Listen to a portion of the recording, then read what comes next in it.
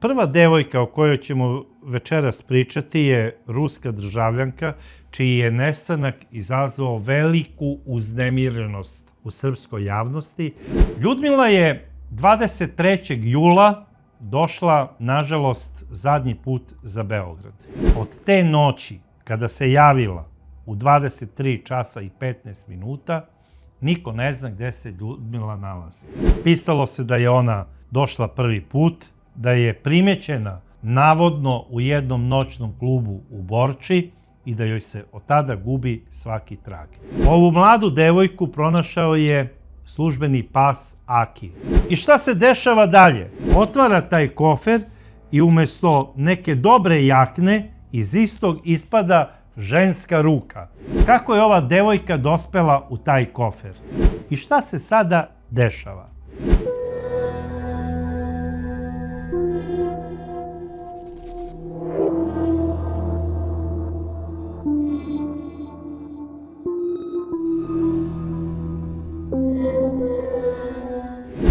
Dragi prijatelji, večeras ćemo u čudnim pričama obraditi jedan vrlo interesantan događaj koji zapravo je serija nekih takvih dešavanja ne samo u Srbiji nego u Evropi. I nažalost večeras neću pričati o čarobnjaštvu velikog Hudinija koji je devojke stavljao u kofere kako bi izvodio svoje čuvene mađioničarske trikove.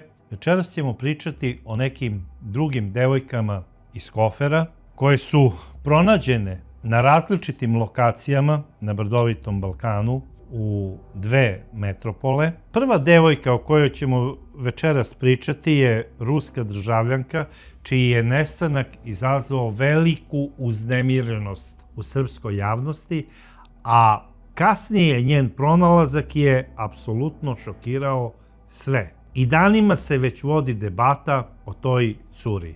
Njeno ime je Ljudmila Turkova Konstantinova, stara 28 godina. Rođena je 1998. godine u Sankt Peterburgu, Rusija. I živela je sa svojom majkom Julijom u naselju Puškin. Ljudmila je završila osnovnu školu, a kasnije i srednju školu. Bavila se i baletom, svirala je klavir. Najvjerovatnije njena majka Julija planirala da jednog dana njena ćerka bude profesorka muzičkog vaspitanja ili da bude prima balerina. Međutim, život čini čuda, šiba ljude svojim neumoljivim bičem na razne načine i nekada želje roditelja ostanu samo pusti snovi, a deca se bave onim što smatraju da je u tom trenutku in i što donosi više novca. Ljudmila je prestala da se bavi treninzima baleta, prestala je da svira klavir i počela je da radi u jednom velikom noćnom klubu kao barmenka u Sankt Peterburgu. A kasnije je radila i kao promoterka tog istog kluba. Išla bi na određena mesta gdje dolazi bogata gospoda u tu veliku svetsku metropolu i nudila je, one pozivnice, dođite večeras kod nas, imamo zanimljiv muzički spektakl, malte ne kao neki kabare. I šta se dešava? Ona je dobro bila kotirana u toj priči u kojoj je radila, upoznala je ogroman broj ljudi, prijatelja, ne samo iz Rusije, nego iz mnogih delova sveta, recimo iz Kine, iz Japana, iz Francuske, iz Nemačke, iz Amerike. Svi koji dolaze da posete ogromnu rusku zemlju, njihove glavne dve destinacije su ili Sankt Peterburg ili Moskva, a onda kasnije sve ostalo ako se stigne. Ja nisam bio u Sankt Peterburgu, ali Beograd za mene jeste metropola i on jeste moj glavni grad i u njemu dolaze ljudi iz celog sveta. Na kraju krajeva dolaze ljudi iz Rusije. Među njima je bila i Ljudmila. Ona je nekoliko puta dolazila za Beograd kako bi se družila sa svojim prijateljicama koje, kako govore ovde po Beogradu, po klubovima, bar gde ih ja srećem, pobegle smo zbog Putinove torture. Najviše na svetu volimo Rusiju i zaista svi ruski državljani koje sam ovde upoznao u Beogradu, od kada je počeo prokleti rat u Ukrajini, odnosno specijalna vojna operacija. Svi kažu da najviše na svetu vole Rusiju kao zenicu oka svoga. Ali ne vole Putina jer su tek ovde, dolaskom u Srbiju, osetili šta znači reč sloboda. Kaže, vi niste svesni koliko ste bogat i slobodan narod.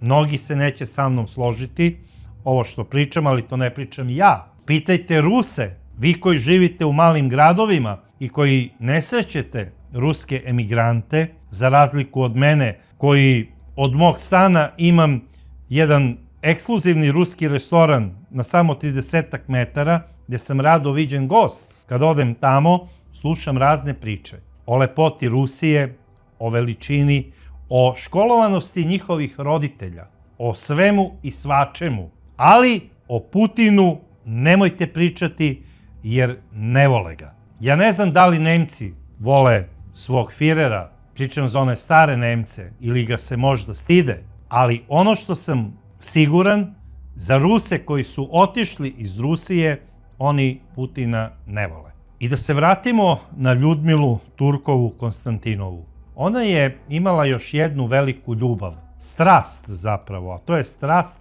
za umetnošću. I to je volela body art. Za one koji ne znaju šta je to je crtanje po golom telu. I sada dođe neki umetnik koji je maštovit, izabere lepu devojku i napravi umetnost od njenog prelepog tela. I onda je fotografiše bezbroj puta ili snima spotove u vezi toga i onda kasnije to se vrti po mnogim tim kanalima i na kraju krajeva tako funkcionišu ti umetnici. Poznajem puno tih devojaka koje se bave body artom i uglavnom su iz istočne Evrope, odnosno bivšeg Sovjetskog saveza. Ljudmila je bila jedna od njih. Da li je ona dolazeći u Beograd posećivala i mesta gde te devojke u određenom tajmingu posle ponoći odrade neku predstavu u smislu šetnja, lepo ocrtano telo, šeta od stola do stola, pravi tu predstavu kao na nekoj modnoj reviji. Znači ništa tu nije ružno u tome, to je zapravo jedna lepa umetnost i to je umetnost za visoku gospodu. Samo toliko mogu da kažem o tom zanimanju kojim se Ljudmila bavila. Dolazeći ovde u Beograd, Ljudmila je bila veoma aktivna. U kom smislu aktivna? Posećivala je najpoznatije beogradske noćne klubove. Svuda su je znali. Želim da kažem da je ona dobro poznavala grad i noćni život, jer pričao sam sa Rusima koji su tu iz mog komšiluka i koji se malte ne svi između sebe znaju ovde u Beogradu. Oni kažu da je Ljudmila bila odličan poznavalac noćnog beogradskog života i da ne postoji DJ ili vlasnik nekog dobrog kluba da nije poznavao Ljudmilu. Ljudmila je 23. jula došla, nažalost, zadnji put za Beograd. Došla je u srpsku prestonicu i odmah po silasku iz aviona uzela je taksi i otišla u najelitniji deo Beograda, koji se zove Beograd na vodi, gde apartmani i stanovi uopšte nisu jeftini. Ona je iznajmila jedan luksuzni apartman na 2 nedelje i nije ni raspakovala svoje stvari. Odmah je otišla da se nađe sa nekim drugaricama. Svi će reći, pa dobro, to je normalno i normalno je. Našla se ona sa nekom svojom prijateljicom, kafenisale, pričale o svemu i svačemu. Devojka je i svojoj majci Juliji rekla, idem da obiđem svoje drugarice. Ali šta radi Ljudmila? Sutra dan ona ne izlazi da se vidi sa svojim drugaricama. Odlazi na periferiju grada kako bi bila prvi put u životu u nekom noćnom klubu. Da li je vama to normalno? Mnoge, znači dame iz feminističkog pokreta, koje ja izuzetno podržavam u svakom pogledu, kažu otkud nekome pravo da pita šta je ona tražila u tom noćnom klubu u Borči. Pa drage dame, ako niste iz Beograda, onda moram da vam objasnim. To je kao da, recimo, ja odem da obiđem neke svoje zemljake u Njujorku, koji žive na Manhattanu. I tamo sam iznajmio stan na Manhattanu. I sada sa 5. avenije odjednom meni dune u mozgu da odem da se provedem u nekom noćnom klubu u Harlemu, gde nema ni jednog mog zemljaka. Da li je vama to normalno? A prvi put sam u Njujorku. I prvi put idem u Harlemu. Ljudmila, doduše, je bila nekoliko puta u Beogradu. To kažu njeni poznanici. Ali da li je vama normalno da ona prvi put, kako piše štampa, odlazi sada na periferiju grada, koja je udaljena 15 kilometara od centra, da bi tamo u nepoznatom noćnom klubu provela veče bez i jedne svoje drugarice i bez i jednog svog zemljaka? Meni to nije normalno. Osim ako nije ona i ranije bila u tom noćnom klubu, možda je i radila u tom noćnom klubu, mi to ne znamo. Možda je otišla da se nađe sa osobom zbog koje je možda i došla iz Sankt Peterburga. Mi nismo sigurni u to. To su samo pretpostavke. Jer ja kada obrađujem neku emisiju, ja pravim puno pretpostavki. Jedna od važnih pretpostavki da ona odlazi da se nađe sa osobom koju dobro poznaje. Možda je ta osoba isto umetnik, možda radi body art, možda su otišli da dogovore neki posao u tom smislu. I po pisanju štampe u 23 časa i 15 minuta ona se javlja prvo svojoj majci Juliji i kaže: mama, idem da provedem veče sa društvom u jednom dobrom beogradskom noćnom klubu koji se nalazi na Paliluli. A onda i svojim drugaricama šalje poruke da odlazi na Palilulu kako bi se našla sa nekim svojim prijateljima i kako će tamo biti u noćnom klubu. A Palilula je, mogu vam reći, opština koja je jako veoma razuđena. I kada pređete vi sada Dunav, ulazite u jedan deo opštine Palilula, ali to je sasvim neka druga priča. Imate osjećaj kao da se nalazite u nekim tamo vojvođanskim Palankama, a ne u gradu Beogradu. To je normalno za osobe koje poznaju te delove grada. Na kraju krajeva, ja sam bezbroj puta bio u Borči i lepo sam se proveo. Poznajem tamo puno ljudi i išao sam i u noćne klubove, ali po zadatku. U tim noćnim klubovima, bar u ono vreme kada sam radio u službi, okupljali su se ljudi raznih fela. Na kraju krajeva, tako je i sada. To su sumnjivi biznismeni, to su ljudi koji su došli tu radi provoda, jer ti klubovi rade uglavnom od ponoći pa do ujutru. Znači, klubovi koji rade do 5-6 ujutru su klubovi gde ne odlaze domaćini, bez obzira da li se neko vređa ili ne. Svaka čast mladim momcima koji odlaze radi provoda. Nisu oženjeni, nemaju nikakve obaveze i oni idu tamo da bi pronašli neku devojku, da bi se proveli, da popiju piće. I naravno, tamo dolaze i dan danas policajci po zadatku. Ljudmila Turkova ne poznaje nikog u tom noćnom klubu i po pisanju štampe ona je prvi put tamo. I zato se ja s pravom pitam, da li je to vama normalno? To nije normalno. Mene ipak to vuče u neki drugi deo priče. Da je ona u tom klubu bila ranije ili zbog nekog posla, ili je došla da se vidi sa osobom koju je znala od ranije. Bilo kako bilo, od te noći kada se javila u 23 časa i 15 minuta, niko ne zna gde se Ljudmila nalazi. Njene prijateljice su izbezumljene. Jedna dolazi na ideju i odmah sutra dan u podne pristupa policijskoj stanici u Savskom vencu i prijavljuje nestanak svoje zemljakinje. Dežurni policajac je uzeo prijavu na zapis, ali nije davao nikakvu prijavu da potpiše Ruskinja koja je prijavila nestanak Ljudmile, rekao je, vidite, mora da prođu određene procedure, pošto se radi o stranoj državljanki, mora Interpol da zatraži od nas da mi raspišemo poternicu za nestalom osobom. A to znači da njena familija traži prvo u Rusiji da prijavi nestanak devojke ili da kontaktira ambasadu. Na kraju krajeva policajac je uputio ruske državljanke da odu i do svog konzularnog predstavništva i da naravno tamo sa ruskim diplomatama koji su zaduženi za bezbednost naprave kontakt i sa Ljudmilinom majkom Julijom, što su one i uradile. Međutim, ono što Ruskinje nisu znale, operativci beogradske policije odmah su izašli na teren. Prvo, dobili su podatke gde je navodno Ljudmila otišla.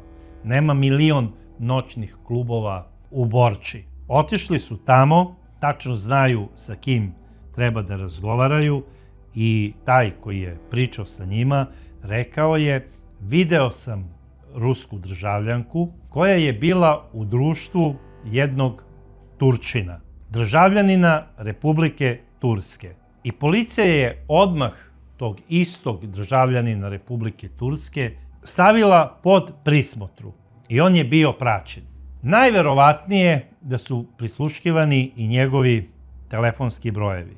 Siguran sam da policija zna i čime se ovaj čovek iz Turske bavio. Ono što mi znamo, to je zapravo ono što se pojavilo u medijima, jer mi smo navikli da prvo nam policija da uzbunu, uznemiri nas nekom informacijom, bombastično, a onda posle toga informacije niti daju ili ako ih daju, ako baš moraju, daju ih na kašičicu.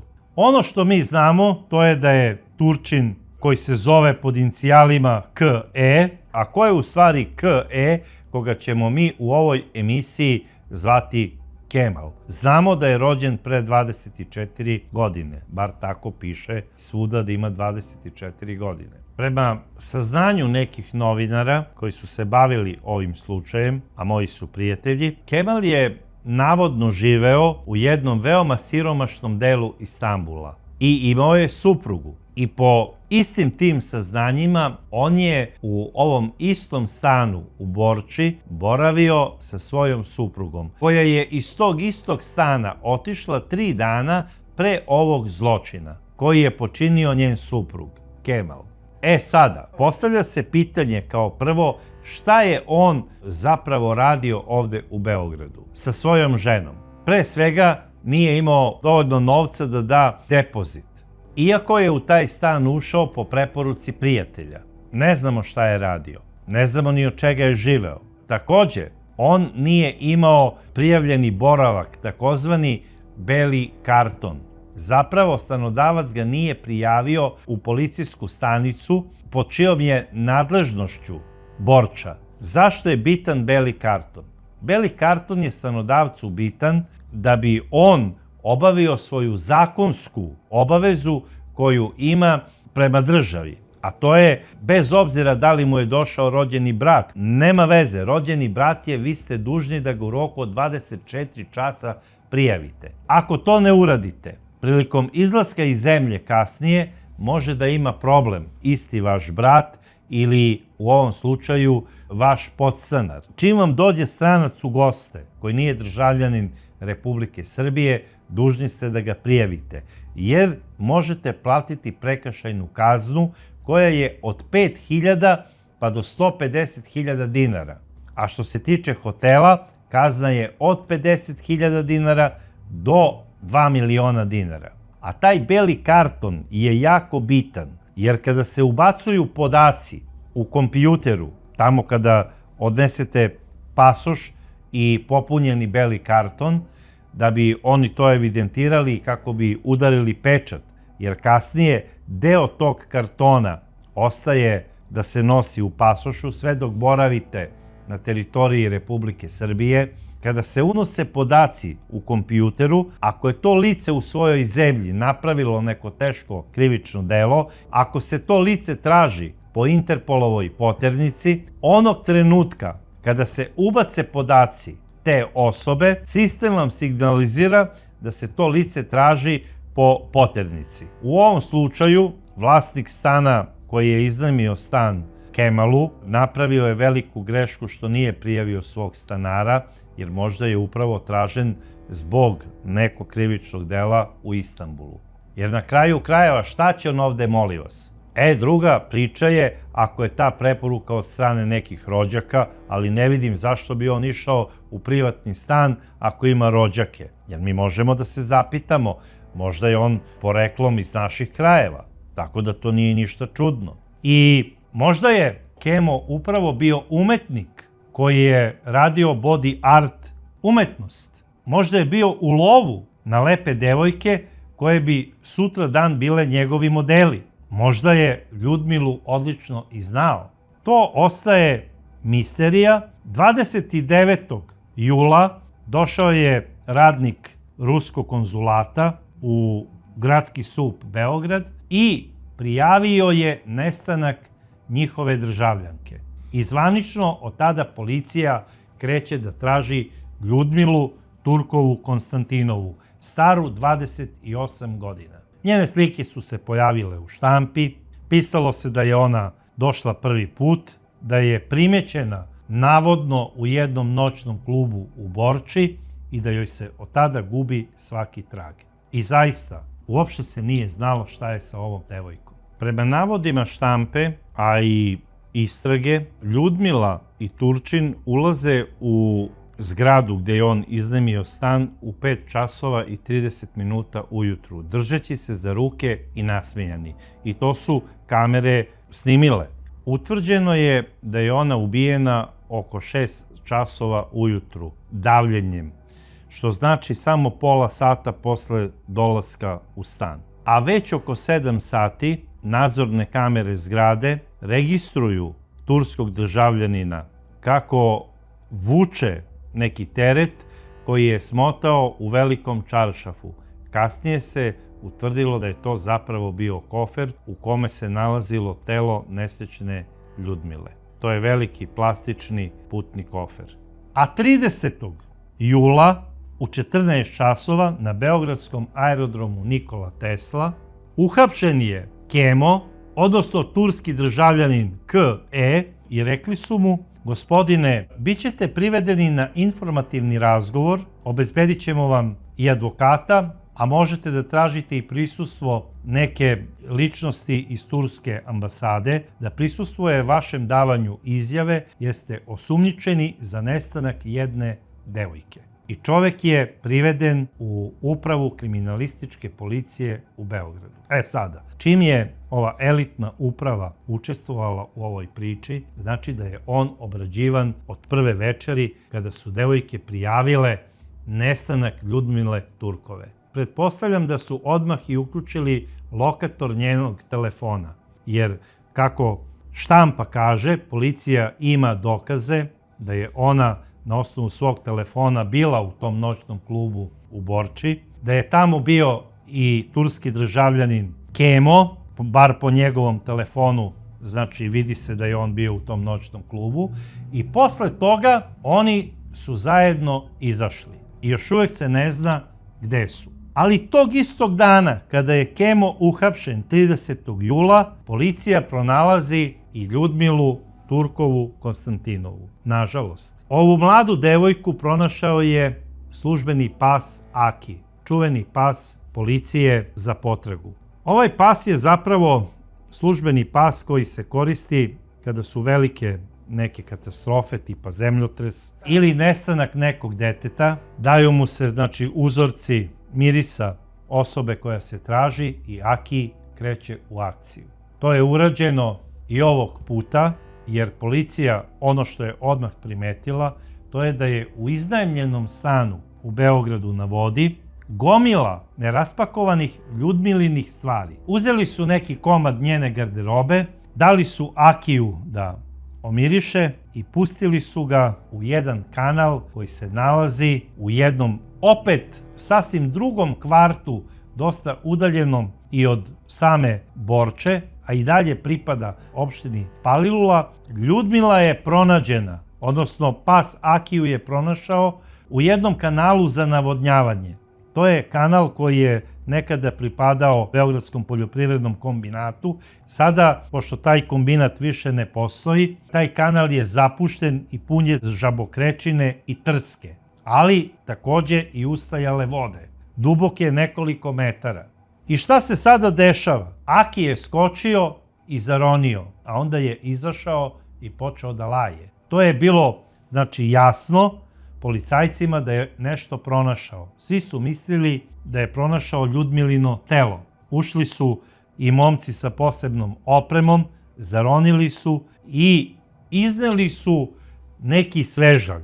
Svežanj je bio zapravo jedan veliki čaršaf koji je bio pri vrhu zavezan u čvor. Kada su rasekli taj čaršaf, unutra se nalazio veliki kofer. I policija je taj kofer i otvorila. Na opšte zaprepašćenje svih, unutra je bilo žensko telo. Odmah su izvršili proveru otisaka prstiju i uporedili sa otiskom prsta iz pasoša. Jer kompletna dokumentacija Ljudmile Turkove Konstantinove bila je u njenom iznajmljenom stanu u Beogradu na vodi. I sada ja opet pitam, logično pitanje, da li je normalno da vi odete u neku stranu zemlju i idete u sasvim nepoznati kvart te metropole gde se nalazite, a u svom stanu ostavljate kompletno svoju dokumentaciju? Zašto to činite?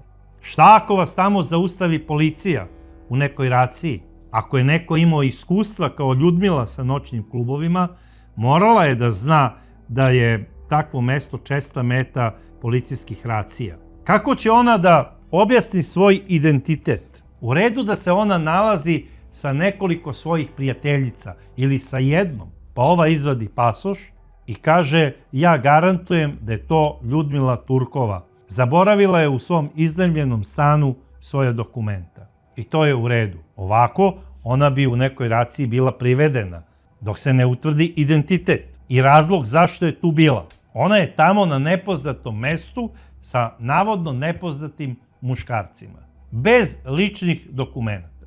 Sada da se vratimo na kofer. Policija je utvrdila da se u koferu nalazi telo Ljudmile Turkove Konstantinove. Odmah je obaveštena ruska ambasada, novinari su odmah počeli da pišu bombastične stvari, da je na aerodromu pre toga uhapšen njen bivši verenik, pa onda emotivni partner i da iz neke ljubomore, zato što Ljudmila nije htela da se pomiri s njim, on je odlučio da je ubije. Obdukcijom je utvrđeno da je nesrećna devojka udavljena nekim predmetom, da li peškirom ili možda nekom zavesom.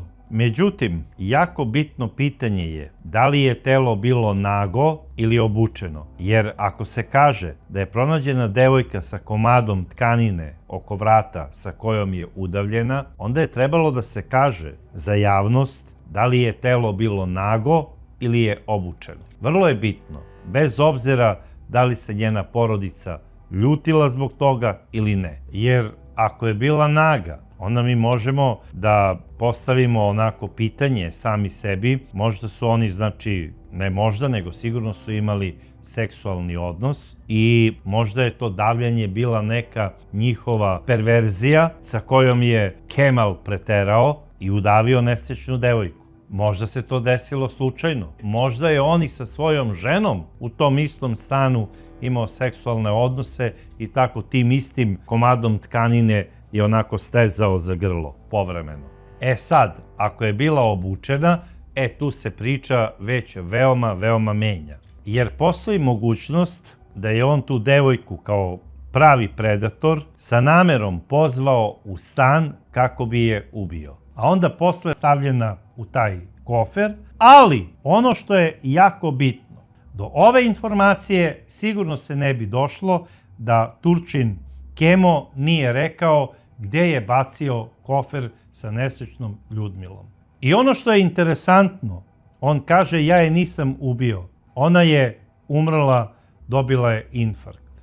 Pa dobro, ako je dobila infarkt, zašto nisi zvao hitnu pomoć? Zašto iseče nesrećnu devojku i zašto je stavi u kofer? Šta je zapravo bio povod da Kemo ubije nesrećnu Ljudmilu, to će utvrditi istraga srpske policije. Kao što je briljantno pronašla ubicu posle nekoliko dana, tako će najverovatnije utvrditi i povod zašto se desio ovaj monstruozni čin. Sigurno ćemo u toku suđenja saznati ko je Kemo, kako se zapravo zove čovek punim imenom i prezimenom, čime se on bavio i zašto je tu dolazio. Možda je Kemo predator, možda je Kemo i ranije tu bio, možda pre 10 godina. I možda je Kemo ubio i neku našu državljanku. Ne neku body art umetnicu, ali možda recimo neku pevačicu. Mi to ne znamo. Ja ne želim sada da unosim senzacionalizam u sve ovo. Ali na kraju krajeva, kada nam se nešto servira bombastično, onda mora da nam se tako i objasni. Hoćemo da znamo ko je Kemo.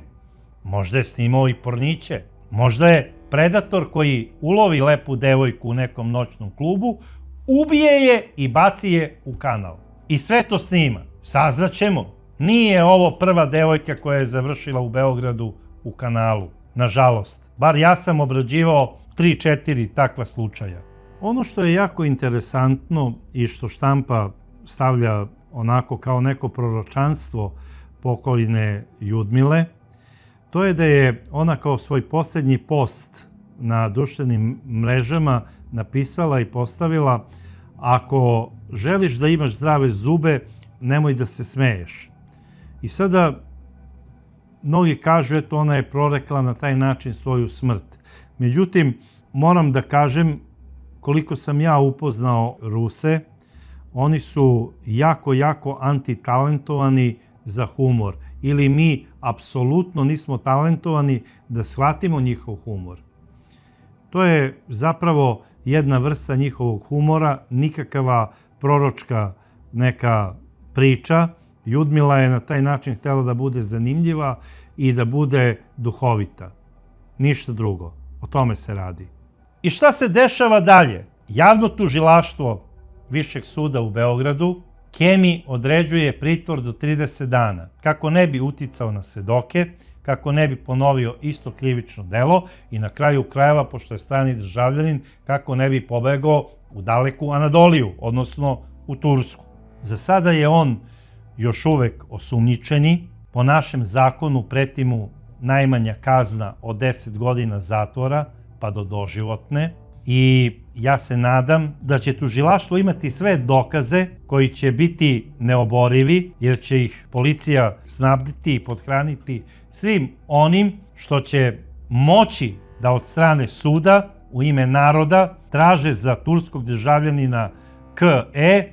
doživotnu kaznu zatvora. Jer ovo što je uradio je krajnje surovo i bezobzirno. Kada posmatram s ove tačke gledišta kronologiju događaja, dolazim do zaključka da je turski državljanin K zapravo doveo Ljudmilu u stan kako bi je ubio. To što sada on priča da su u ubistvu učestvovala još neka lica, to je njegovo pravo. Okrivljeni ima pravo i da laže. Ali ono što je evidentno, to je da su nadzorne kamere zabeležile samo njegov ulazak sa Ljudmilom i kasnije, posle 2 sata, samo njegov izlazak kako vuče neki težak tovar. E sada, da je bilo još nekog u stanu koji je učestvovao u tom ubistvu, on bi mu sigurno pomogao da iznesu kofer i da ga stave u gepek njegovog automobila. Ali, po onome što su zabeležile nadzorne kamere, ubica je samo turski državljanin K i niko drugi.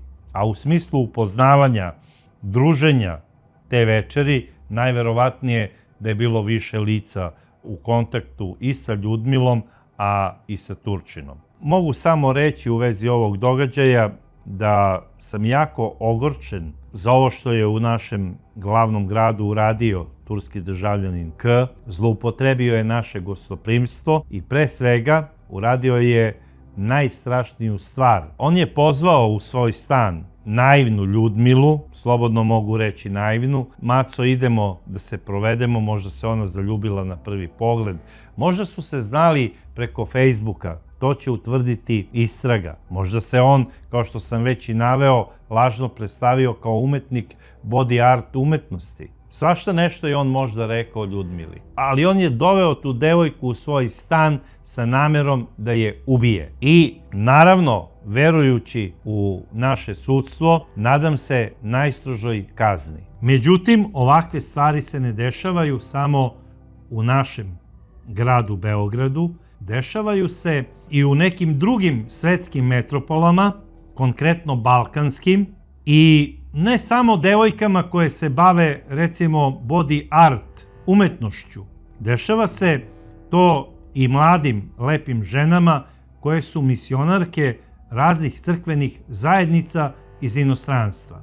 I u tom gradu, u jednoj prelepoj, prastaroj metropoli, koja se zove Atina, jedan klošar je u jednoj napuštenoj zgradi u atinskom kvartu Kipseli pronašao veliki kofer. To je bilo 18. jula 2026. godine.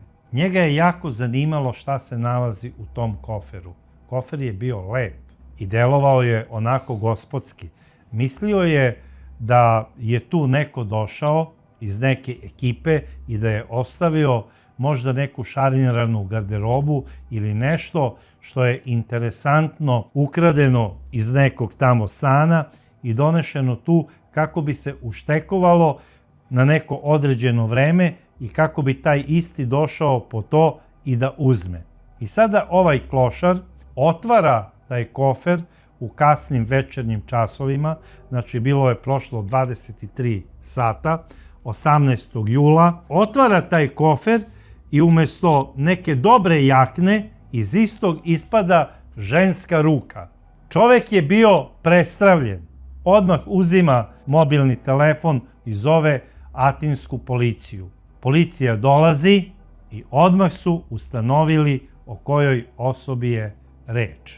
A radilo se o jednoj prelepoj mladoj ženi koja se zvala Elizabeth Jane Ross i koju su svi poznavali i zvali pod nadimkom Liza. Tako ćemo je i mi zvati. Liza je bila stara svega 38 godina i rođena je 1988. godine u Edinburgu, Škotska, Velika Britanija. I svi ćemo se sada pitati kako je ova devojka dospela u taj kofer. Krenut ćemo redom. Ova mlada, lepa devojka od svoje 18. godine, zapravo kada je završila osnovni koledž u Škotskoj, u Edinburgu, odlučila je da ne juri za momcima, da ne ide po diskotekama, jednostavno da posveti svoj život nečemu što je uzvišenije i da ne voli ni jednog muškarca kao seksualni objekat, nego da bude posvećena samo jednom, vrhovnom božanstvu. A ono se zove Isus Hrist, bar je tako smatrala Liza. I Liza je postala jedna od Hristovih nevesti. Ona je sebe, svoju nevinost i svoju čast posvetila Hristu. I postala je hrišćanska misionarka Škotske evangelističke crkve. Ova devojka sa 18 godina postaje misionar. A i pre tih 18 godina, dok je imala 14, 15, 16, kada bi skupila neki novac, odlazila bi u najsiromašnije kvartove Edinburga i delila je svoj novac sirotinji. I molila je te ljude da se mole Bogu i da samo to može da spasi ne samo Ujedinjeno kraljevstvo, odnosno Veliku Britaniju, nego čitavo čovečanstvo. Uvek je nosila Bibliju. Ovu mladu, prelepu ženu, koja je imala baš onako predivne plave oči i izrazito riđu kosu, zanimala je samo misija koja se zove hrišćanstvo i ljubav prema Hristu, jer je verovala da samo takva ljubav i iskreno hrišćansko srce može da svet spasi pakla. I u toj svojoj misiji ona obilazi maltene ceo svet. Bila je u Južnoj Americi, odnosno u Latinskoj Americi.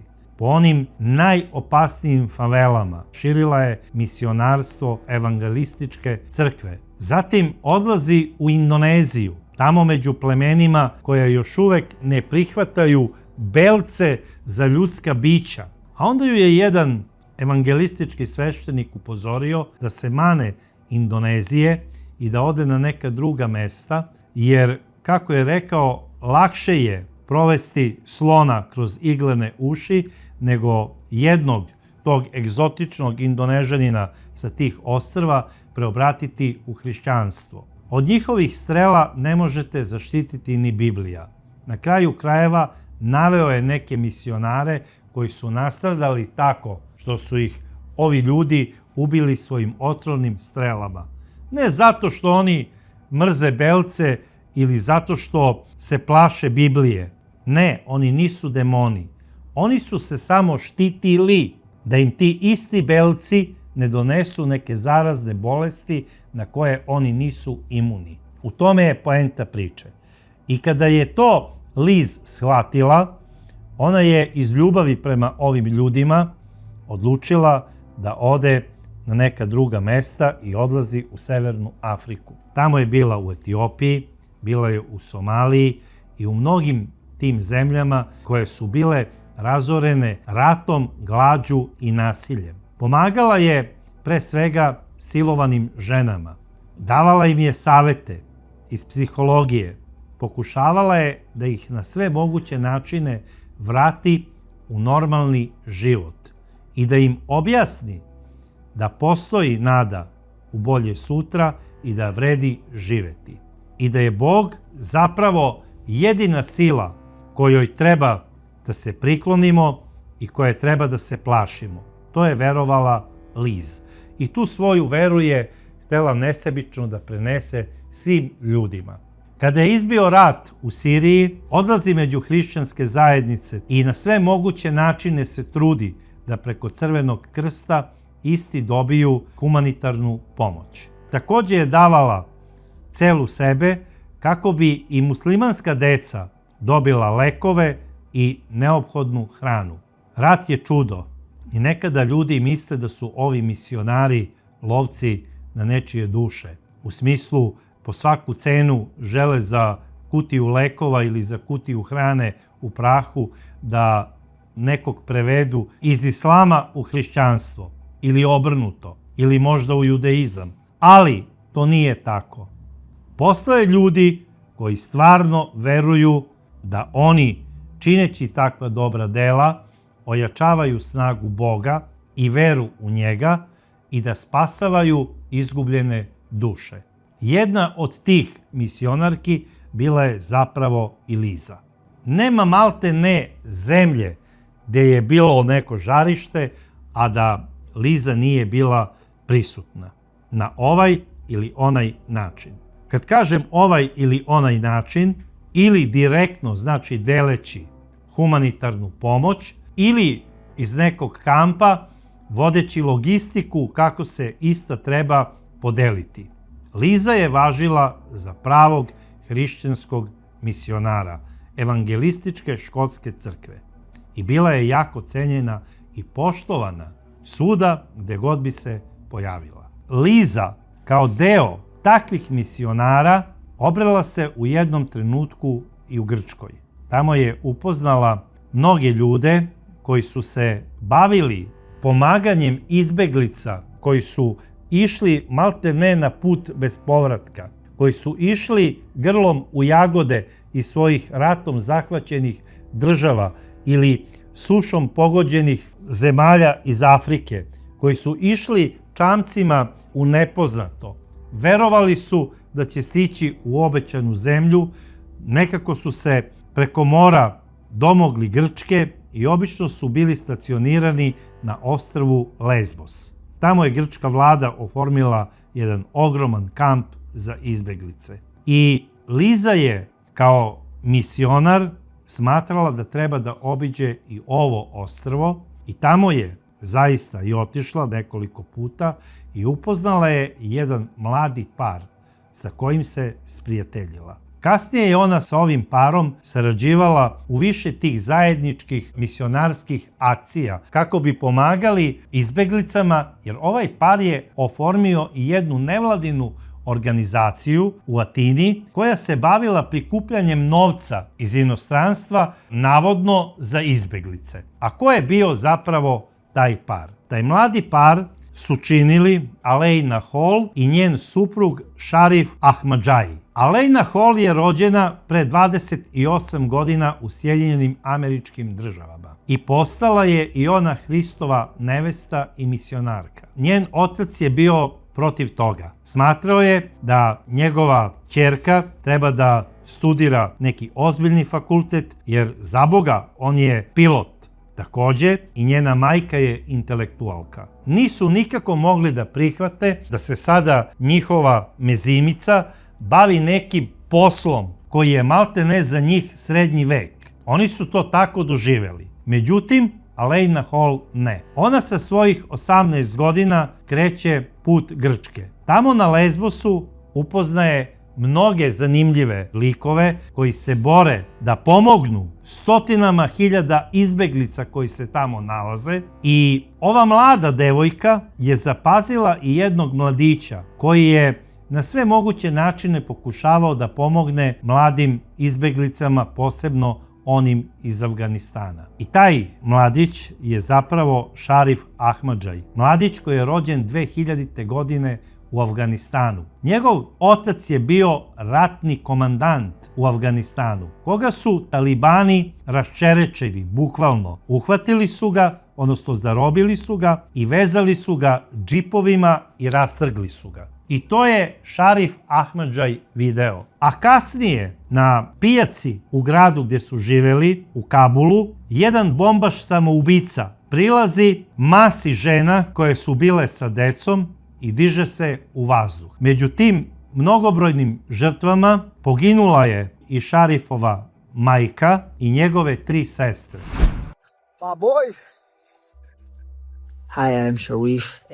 Zdravo svima, ja sam Šarif i želim da podelim deo svoje životne priče. Odrastao sam u Kabulu, u Afganistanu. Kada sam imao 12 godina, počeo sam da treniram mešovite borilačke veštine, MMA, i bio sam dobar u tome. Taj sport mi je pomogao da izgradim disciplinu i naučio me da poštujem druge ljude. Morao sam da naučim kako da se odbranim, a kroz trening sam stekao i samopouzdanje. Kada sam imao 15 godina, dogodila mi se velika tragedija. Izgubio sam porodicu i nisam znao kako da se izborim sa tom traumom. Ali reći ću vam šta mi je pomoglo da se oporavim. 2 stvari su mi pomogle u životu. Prva je Bog, a druga je boks. Boks je za mene postao terapija. Ne bavim se boksom zato da bih bio najbolji na svetu. Bavim se njime zato što mi svakog dana pruža novi početak. Pomaže mi da ostanem usredsređen, drži me podalje od loših stvari, a moj cilj je da pomažem mladima jer verujem da mogu da ostvare sve što požele. Za mene sport nije pitanje toga odakle dolazimo ili šta imamo. Sport je disciplina i samopouzdanje u onome što radimo. Rastužuje me kada dečaci i devojčice ne umeju da se odbrane. Želim da naučim svakoga kako da zaštiti sebe kada je izložen vršnjačkom nasilju ili prolazi kroz težak period, jer upravo je to suština sporta. Sport vam daje svrhu i cilj kojem težite. Drži vas podalje od negativnih stvari i može mnogo da pomogne ako ga koristite na pravi način. Reći ću vam i ovo, boks je jedan od najboljih načina za izgradnju samopouzdanja. Možete da počnete da trenirate u bilo kom uzrastu. Nije važno da li imate 10 ili 40 godina. Sport je imao ogroman uticaj na moj život. Bez njega bi moj život izgledao potpuno drugačije. Bog mi je dao ovu strast, a moj cilj je da iskoristim da proslavim njega i da tu ljubav podelim sa svima. Šarif je odjednom na ovom svetu ostao sam. Zamrzeo je i Afganistan, i talibane, i islamski fundamentalizam, između ostalog. I odlučio je da krene na put u neizvesnost, na marš smrti, kako su mnogi zvali taj put. I sa 15 godina on kreće na put koji je dug preko 600 km i koji je trebao da ide od Afganistana, jedan deo kroz Pakistan, zatim ulazi u Iran iz Irana, Irak, Sirija, Turska. Dolazi do turske obale Sredozemnog mora, seda u jedan čamac, dolazi na ostrvo Lesbos. Po dolasku odmah je pokušao da se organizuje i da izbeglice svoje generacije na neki način okupi oko sebe i da im da hrabrost. So I do speak PP, and I know you guys cannot hear what I'm saying, but let me tell you something about this place. Znam da mnogi od vas ne čuju ono što govorim, ali želim da vam ispričam nešto o ovom mestu. Pre 9 godina sam došao ovde. Stigao sam iz Turske, upravo odande. I nikada, baš nikada neću zaboraviti tu noć, ono što sam video i kroz šta sam prošao. Da, prošlo je 9 godina od kako sam stigao ovde. Pokušat ću da sve objasnim malo jasnije, ali zbog vetra ne možete dobro da čujete šta govorim u videu, uključili smo titlove. Imam dugu priču da vam ispričam. Pišem knjigu o svemu tome, pa ćemo vidjeti kako će ispasti. Pomolite se za mene. Ovo je mesto odakle sam došao, tamo preko. Te noći nije bilo nimalo lako. Želim da vam ispričam šta se dogodilo. To je jedna priča koju ne mogu da ispričam u ovom kratkom videu. Znate, video traje možda 3 minuta, ali da, ovo je mesto na kojem je započelo moje putovanje. Mnogo više o svemu ispričat ću u knjizi. Yeah, this is the place I started my journey. So I will tell you a lot in the book. U smislu da ima vere i da ima nade za bolje sutra.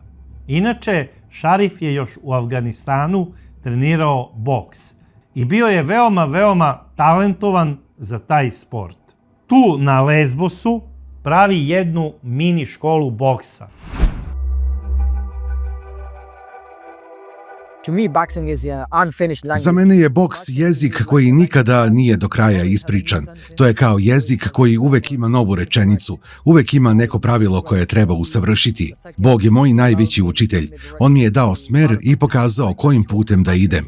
Od mnogih ljudi sam učio, a od majka sam preuzeo određene stvari kada je u pitanju boks. Za mene boks donosi novu posebnu vrstu mira koju ne mogu ni da opišem. Kada sam tužan ili prolazim kroz težak period, jednostavno odem u salu i treniram. Ljudi kažu da je boks nasilan sport. Jeste, ali sve zavisi od toga kako ga doživljavate i kako ga koristite. Za mene je boks nešto što donosi mir.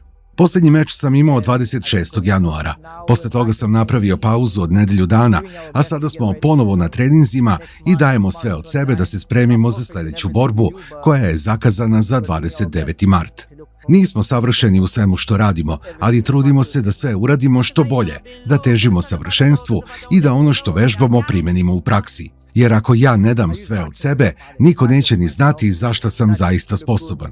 Boks koristim da pomažem drugima, a ne samo sebi ili da pokažem koliko sam dobar u onome što radim. Koristim ga i kao način da služim ljudima. Najviše treniram izbeglice. Boks mi je pomogao na mnogo različitih načina da se povežem sa ljudima. To je dug put. Još nisam završio ono što želim da postignem, ali se trudim da budem dobar primer ovoj blagoslovenoj omladini i da ih ohrabrim, bez obzira kroz šta prolaze. Sport nas uvek spaja. Kroz boks sam upoznao mnogo sjajnih ljudi, a među njima je i moj trener Andrea. Upoznali smo se u ringu pre skoro 2 godine, sparingovali smo zajedno. On se tada spremao za državno prvenstvo Grčke, a ja ga nikada ranije nisam upoznao. Nisam ga čak ni pitao kako se zove, jednostavno smo zajedno odradili sparing. Posle sparinga bili smo potpuno iscrpljeni.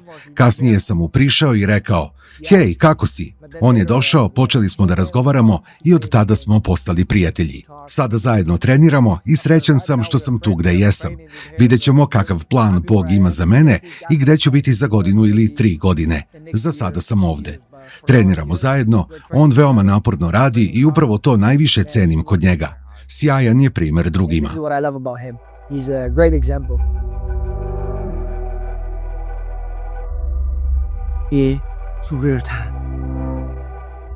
Tu trenira sa dečacima. Njega je među tim mnogobrojnim momcima upravo zapazila Alejna Hall, koja je 2 godine starija od njega. Prilazi mu i kaže da se onda njemu divi zato što on ima veru u bolje sutra i da eto na sve moguće načine svoje zemljake hoće da održi u nekoj kondiciji i da budu spremni za borbu za novo sutra i za borbu za život. Aleina Hall mu je prilikom tog poznanstva poklonila i Bibliju, koju je Šarif Ahmadžaj najverovatnije u početku iz kurtoazije prihvatio. Međutim, samo godinu dana posle toga, ovaj mladi Afganistanac se odriče islama i prelazi u hrišćanstvo.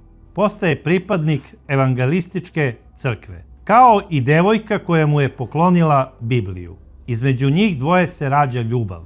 Oni počinju da se zabavljaju, a zajedno počinju da žive od 2017. Kada Aleina Hall ima 19 godina, a Šarif Ahmadžaj 17 godina. Šarif Ahmadžaj pokušava da mnoge svoje zemljake prevede iz islama u hrišćanstvo. I uspeo je to. Aleina Hall šalje svojim šefovima, misionarima koji su, znači, njeni mentori, i obaveštava ih da ona ne samo da pomaže izbeglicama, nego da faktički priključuje u veru ljude koji su rođeni kao muslimani.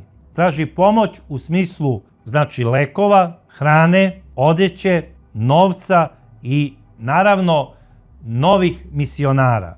Evangelistička crkva je bila oduševljena radom Aleine Hall. Došao je jedan misionar koji joj je javno odao priznanje i rekao je da će najverovatnije ista biti prebačena za Atinu, kako bi tamo bila priključena jačoj organizaciji rada, jer, kako kaže, primetili su kod nje jako dobre organizacione sposobnosti.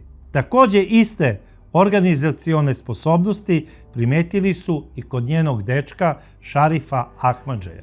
Još kada su saznali da je on zaista prešao u hrišćanstvo, da je dobar bokser, odmah su insistirali da Aleina Hall sa svojim dečkom Šarifom pređe za Atinu. I to se i desilo.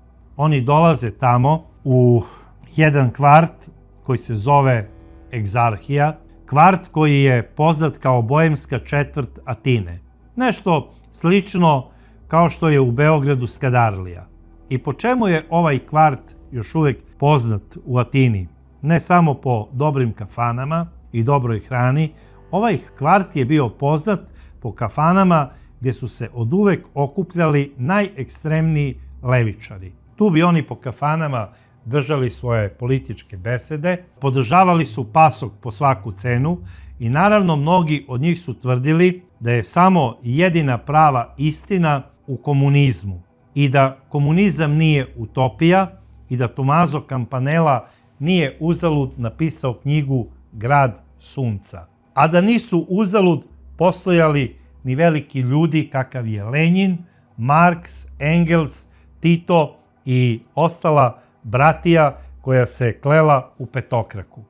Sada, mnogi će se pitati zašto je evangelistička crkva upravo tamo napravila svoje prostorije iz kojih je delovala i zašto je upravo najbolje misionare kakva je Aleina Hall i mnogi drugi stacionirala u toj četvrti. Ne da bi oni pili i jeli po tim kafanama i po toj boemskoj četvrti. Da bi te levičare i komuniste preobratili u hrišćanstvo. Jer smatrali su da su onog trenutka kada su postali sledbenici petokrake prestali da budu i ortodoksni pravoslavci.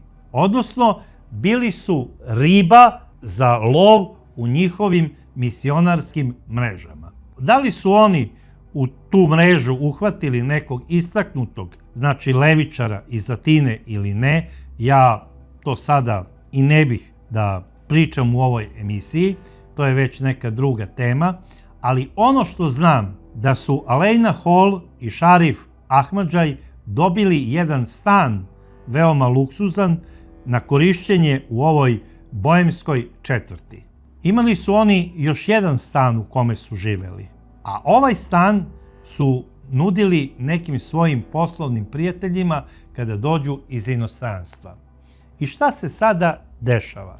I ovaj mladi par otvara nevladinu organizaciju Oni prikupljaju velika sredstva od evropskih fondova i od raznoraznih crkvenih organizacija iz sveta sa namerom da pomognu izbeglicama iz celog sveta. Što se Šarifa Ahmadžaja tiče, on je u ljubavi sa svojom prelepom ženom Alejnom Hall i dobijaju dete u aprilu mesecu 2026. godine. To je bila kruna uspeha Šarifa Ahmadžaja. A samo mesec dana pre toga, ovaj mladić, bokser, misionar, hrišćanin, Afganistanac, upornim radom i treningom u super lakoj kategoriji u boksu, osvaja prvo mesto u Grčkoj. Postaje šampion Grčke u svojoj kategoriji i piše knjigu koja se zove Od pakla do doma. Kada kažem dom, mislim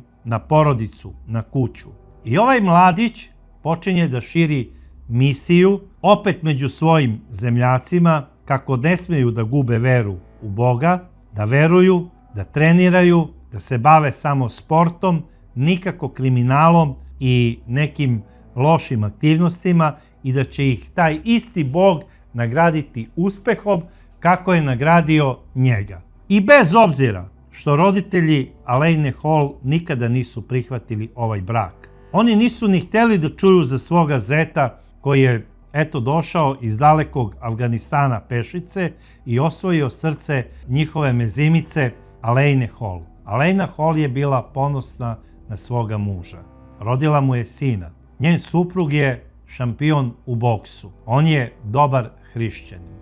I upravo dok su oni u toj velikoj sreći koja ih je zadesila i za koju su verovali da je došla od samog Gospoda Boga, dobijaju i jednu poruku, jedan mail, gde ih obaveštava njihova stara poznanica Liza Elizabeth Jane Ross da će doći za Atinu kako bi obavljala neke misionarske poslove po četvrtima Atine gde žive siromašni ljudi. Alejna Hall je bila presrećna. Odmah je odgovorila mailom svojoj prijateljici Lizi da je jedva čeka. I Liza dolazi 29. juna za Atinu avionom preko Kipra. Nedelju dana je bila kod nekih svojih prijatelja u jednoj četvrti, Lamonja se zove u Atini, a posle toga od 10. jula ona ulazi u onaj stan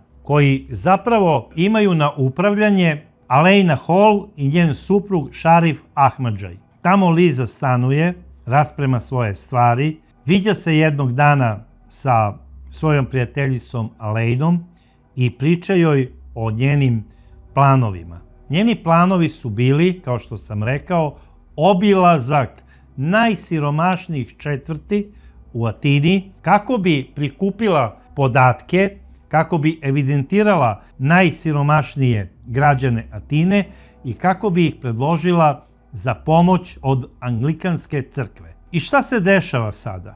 Da li je u tim viđenjima koje je imala Liza sa Alejnom Hall bilo susreta i sa Šarifom Ahmadžajom i Lizom?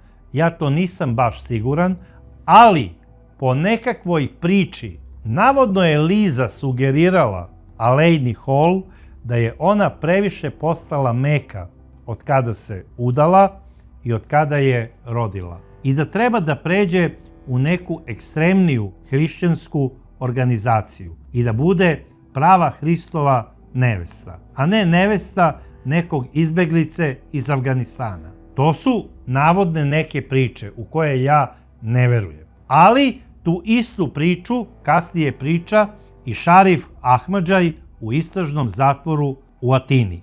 A kako je on došao do istražnog zatvora, vidjet ćemo sada. Liza od 10.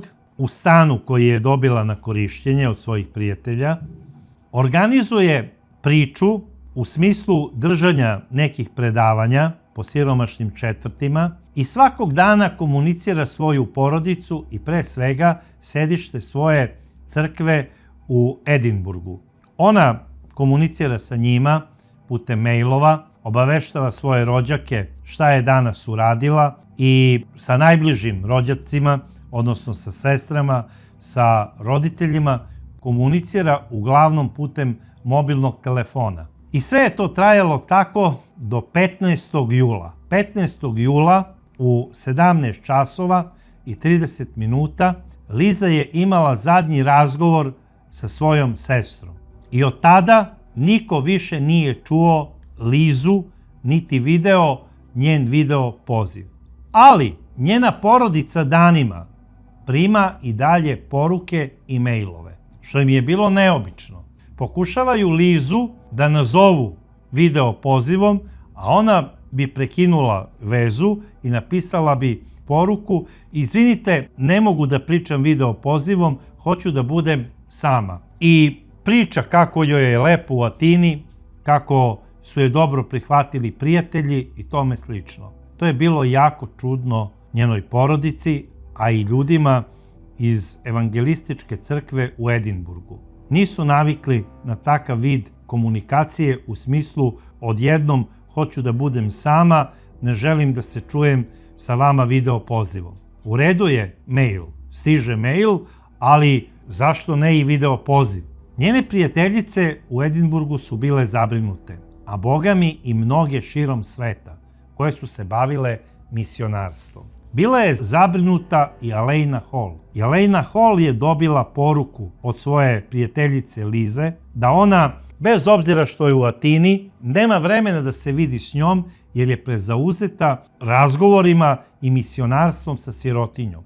I ono što je najinteresantnije, bez obzira što poruke stižu, one unose sve veću i veću uznemirenost, jer neko je od porodice provalio da bez obzira što se piše na dobrom engleskom, da je to školovani engleski jezik, odnosno jezik koji se uči u smislu nekoga je naučio da priča. Nije izvorni škotski jezik. Zato što je otac postavio pitanje koristeći neke škotske izraze. I tu se sada odjednom Liz nije snašla. To je nemoguće. I Lizin otac je pozvao evangelističku crkvu i rekao je da preko svoje ispostave u Atini obaveste atinsku policiju o nestanku njegove ćerke Elizabeth Jane Ross, zvane Liza. I crkva je to i uradila. Policija je primila prijavu nestanka, ali nije odgovorila da oni zapravo znaju gde se nalazi Liza. A znaju jer je onaj klošar koji je pronašao 18. jula onaj kofer za koga je verovao da je pun kao Alibabina pećina i u kome se ispostavilo da je iskasapljeno telo nesrećne Lize, policija je odmah putem njenih ličnih dokumenata i putem drugih stvari utvrdila da se radi o Lizi. Ali to nije prijavljivala kako bi pratili komunikaciju njenog telefona koji se nije gasio i kako bi prikupili što više dokaza da uhapse ubicu. Policija je od datuma pronalaska 12 dana krila informaciju da su pronašli Lizu iskasapljenu u koferu u jednom siromašnom kraju Atine i da je bila u napuštenoj kući ostavljena.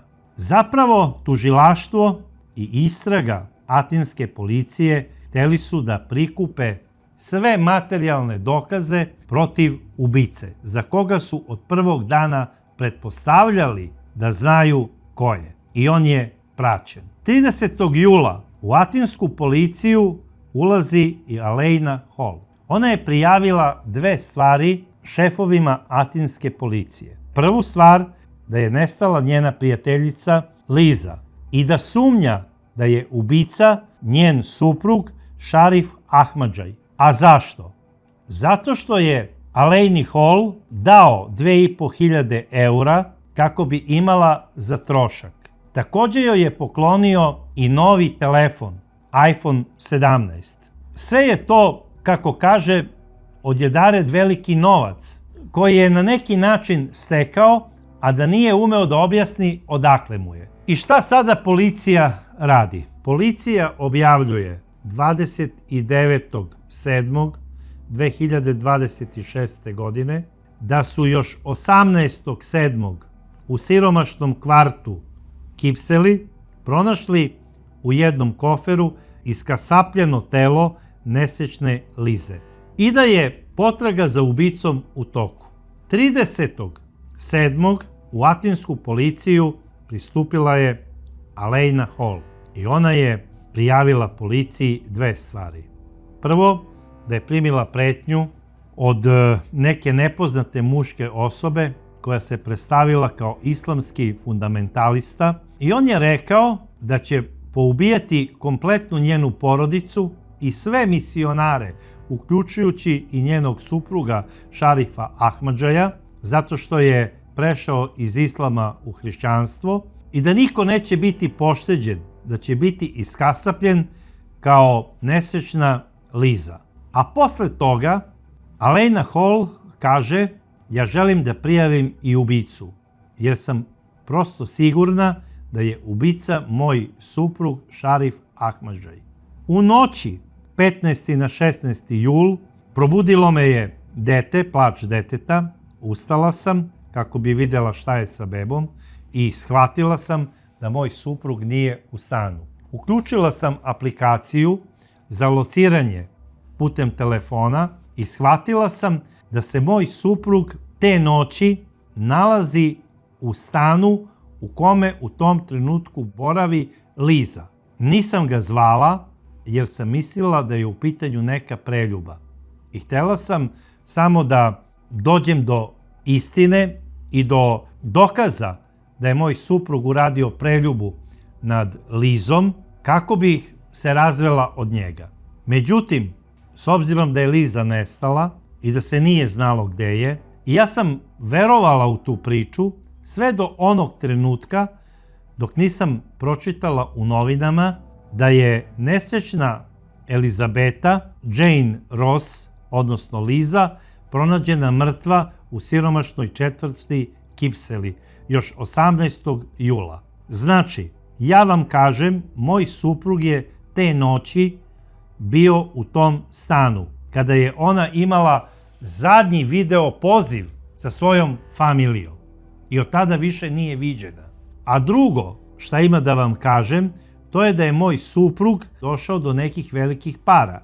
Kupio mi je najnoviji iPhone 17 telefon i poklonio mi je 2500 evra kako bi imala za trošak, a ne za da objasni kako je došao do tih para. Policija je samo klimala glavom i rekla je: hvala gospođo, dobro ste uradili što ste nam to prijavili. A sada uzmite vašu bebu i idite u hotel kako biste izbegli eventualnu opasnost da vam se nešto desi i mi ćemo vam pružiti i policijsku zaštitu. I tako je i bilo. Posle ove prijave Alaina Hall napušta dom svoga supruga i odlazi u hotel, bez objašnjenja. Šarif Ahmadžaj je bio u panici. Odjednom baca one telefone Lizine jer je shvatio da je ispao budala. Shvatio je da ga je policija pratila putem tih telefona pune 2 nedelje. Takođe, policija je prikupila sve video snimke sa bankomata gde je Šarif Ahmadžaj podizao novac uz pomoć Lizinih bankovnih kartica. I šta se dešava? 3 dana prate ovog čoveka kako pokušava da prikrije tragove. Međutim, Šarif Ahmadžaj nije ni znao da policija ima i snimak kada on iz tog stana iznosi kofer koji stavlja u gepek svog automobila i odvozi u nepoznatom pravcu. Uz pomoć baznih stanica i lokacija, policija je tačno utvrdila da je on u onoj napuštenoj zgradi u kvartu Kipseli stavio taj fantomski kofer sa strašnim sadržajem, odnosno sa nesrećnom Lizom. Imali su sve dokaze i 3. avgusta Šarif Ahmadžaj je uhapšen. U početku je negirao sve, da nema nikakve veze sa nestankom nesrećne Lize, a onda je priznao, pritisnut dokazima, da on jeste podizao novac sa njenih bankovnih računa putem bankomata, ali da ju je on na taj način pokrao, jer je shvatio da je ona u stanu zaboravila svoj novčanik sa bankovnim karticama. Međutim, kada je glavni inspektor koji je vodio ovaj slučaj pokazao Šarifu Ahmadžaju snimak gde on iznosi kofer 15. na 16. jul i odvozi ga, znači u nepoznatom pravcu, i da je taj isti kofer pronađen sa telom nesrećne žene, Ahmadžaj priča neku drugu priču. Kaže da je on došao da obiđe Liz da vidi da li joj nešto treba. I da je istu pronašao u stanu mrtvu. Da je ona dobila najverovatnije infarkt. I da se on uplašio isto onako kao Brian Walsh ili kao ovaj Turčin iz Beograda i odlučio je da iskasapi telo svoje prijateljice, odnosno poznanice, i da ga spakuje u kofer i da ga odnese u kvart gde je ona zapravo i pričala da će ići kako bi obavljala misionarsku dužnost. I tu ga je policija imala 1/1. Materijalni dokazi, priznanje, sve. Po optužbi koje je tužilaštvo podnelo protiv Ahmadžaja, njemu preti zatvorska kazna od najmanje 10 godina, a možda i doživotna kazna zatvora. Nešto slično kao i ovom Turčinu iz Beograda. Ono što je interesantno, imamo kofer u Atini, imamo u Beogradu. Međutim, u ovom atinskom koferu, da li je motiv samo bio pljačka? Rekao sam, Liza je bila prelepa. Najverovatnije da je Šarif Ahmadžaj pokušao da siluje nesrećnu Lizu i da je ona, pošto je prava Hristova nevesta, branila svoju čast do smrti. Ovaj mladić ju je ubio davljenjem. Zadavio ju je nekim predmetom tipa zavesa ili možda šal. Slična priča kao i slučaj iz Beograda, što se tiče davljenja. A onda, da bi savršeni zločin sproveo do kraja, Ahmadža je odlučio da ukloni telo nesrećne Lize. I to je uradio, videli smo na koji način. Po njemu, to je savršeni zločin. Međutim, savršenog zločina nema. Samo ima loše policijske istrage. Što se tiče ove istrage u Atini, bila je fenomenalna i perfektna kao i ona u Beogradu. Ovi koferi sa ovim devojkama dešavaju se maltene u istom momentu. Razlika je samo nekoliko nedelja, od jednog do drugog slučaja. A zašto je ova priča bitna? Ne samo što je na takav monstruozan način neko ubijen. Moje mišljenje da je motiv i prvog i drugog slučaja zapravo seksualne prirode. Prvi zločin se desio najverovatnije zato što iz nekog svog razloga zločinac nije mogao da postigne erekciju. To ga je, znači, razdražilo, naljutilo i on je ubio svoju žrtvu. U drugom slučaju zločinac je bio itekako potentan, međutim nije dobio ono što traži, jer Liza je bila prava hrišćanska misionarka i nije htela da dozvoli da ima seks sa bilo kojim ljudskim bićem, osim da ima ljubav sa Bogom. Slučaj iz Londona, kofer iz Atine, je izazvao ogroman bes građana Velike Britanije. Oni su rekli, eto, Grčka je postala opasna za nas. Oni tamo nas ubijaju, kolju, seku nas na komade i stavljaju u neke kofere i bacaju tamo u nekim podrumima. A onda kada je objavljeno da je ubica zapravo Afganistanac, kakvih ima na stotine hiljada samo u Londonu, onda su svi Britanci zaćutali i shvatili su da im ne preti opasnost od kulturnih i civilizovanih Grka. Drage devojke, ako ne želite da postanete sadržaj nekog kofera ili možda konzerve od sardine, uzmite se u pamet. Gde god da se nalazite, vodite računa sa kim ste u društvu i koga primate u stan. Ponajviše u čiji stan odlazite i pod kojim okolnostima ste upoznali istog i koliko ga dugo znate i da li imate sa njim neke raščišćene ili neraščišćene račune. Ove devojke ne smeju biti zaboravljene i njihov slučaj treba da bude opomena svim devojkama. Moj vam je savjet, ako ste s nekim raskinuli, da li u zemlji ili u inostranstvu, nikada više nemojte imati kontakt sa tom osobom, u smislu zajedničkog druženja, jer budite sigurni da vas isti mrzi i da vam želi zlo i da se plaši vašeg uspeha i da po svaku cenu želi da vas gurne na dno kanala. Zbog toga volite sebe i obaveštavajte svoje najbliže s kim ste u društvu i gde se krećete. Kod koga idete i ko vam dolazi. Zaboravite egzotične priče. Držite se najviše svoga stada. A do tada, drage moje i dragi moji prijatelji, ja vas pozdravljam sa nadom da ovog leta više neće biti ovakvih kofera i da vas neću upozoravati ovakvim pričama.